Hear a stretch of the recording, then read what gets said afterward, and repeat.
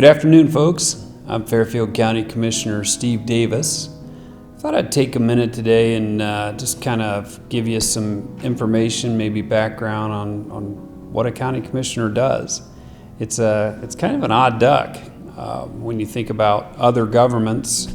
Maybe you have like the President of the United States and Congress and judiciary, so you have the three branches of government, or even a state government with a governor and a legislature and the courts, again, three branches of government, or a city council that passes laws and then has a mayor that runs the city. Commissioner's office, county governments aren't set up that way. What our primary responsibility as county commissioners is to serve as the funding authority for county operations. That can be the general fund budget, which is coming up on around $55 million a year, or what we call the all funds budget, which is all the funds put together, which would be probably somewhere north of $190 million this year. We don't pass laws. We're not a legislative body. We're more of an executive body that kind of oversees the funding decisions for the operations for county government.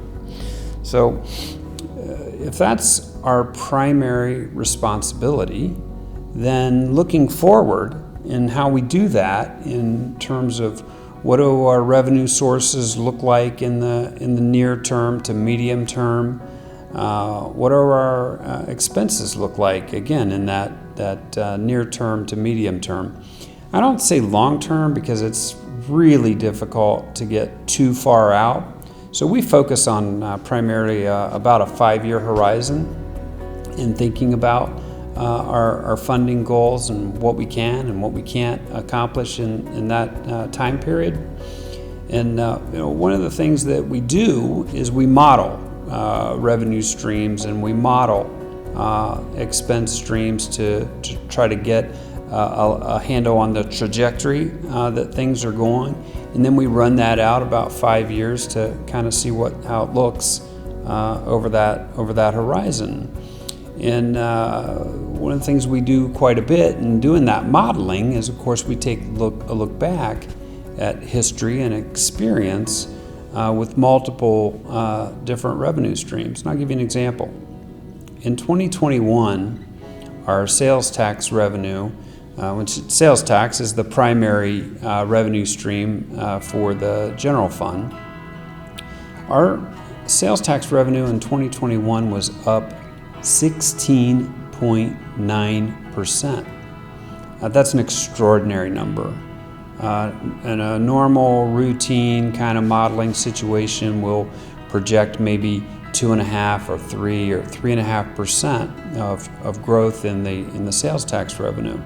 We had never in the history of the county seen anything like a 16.9% increase in sales tax like what we saw in 2021. So when we're doing our modeling and trying to project, for example, revenue streams for the general fund and specifically the sales tax revenue, having a year like that, an anomaly, something that doesn't make sense, something that's never happened before, causes us to kind of want to dive into that a little bit and figure out what happened. And to be honest, we're not sure. There's several things that could have contributed to that extraordinary 2021 year.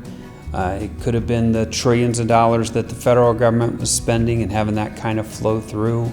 It could have been some of what we call pull forward, people doing things during the pandemic, like working on their house or getting some projects done that maybe they wouldn't have gotten around to for another year or two, but they had some time, so they did that.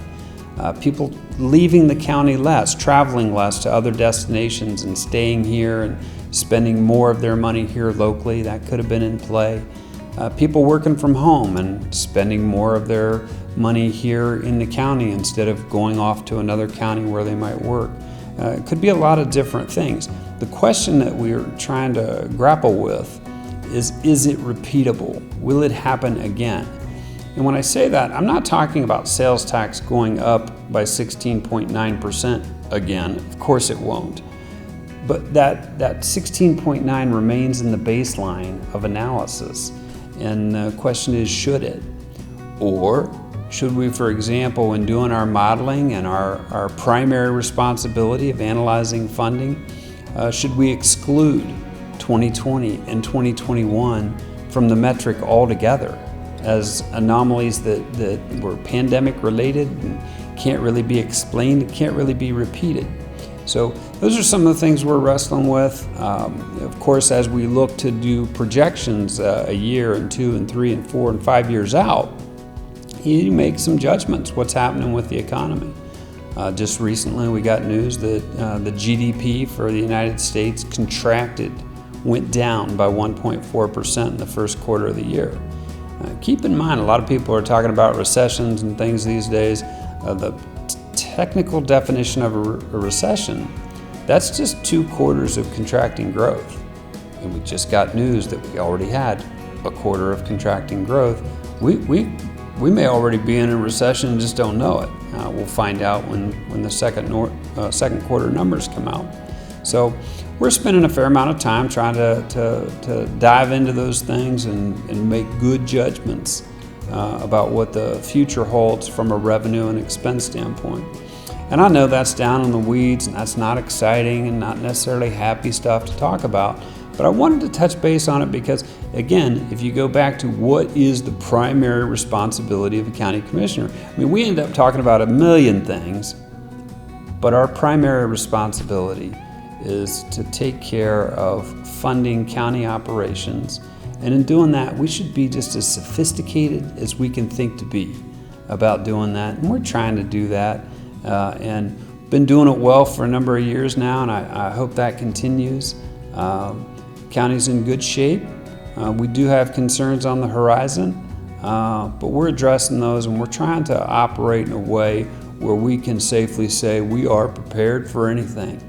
I appreciate you folks and I appreciate the opportunity to be your county commissioner. Have a good day.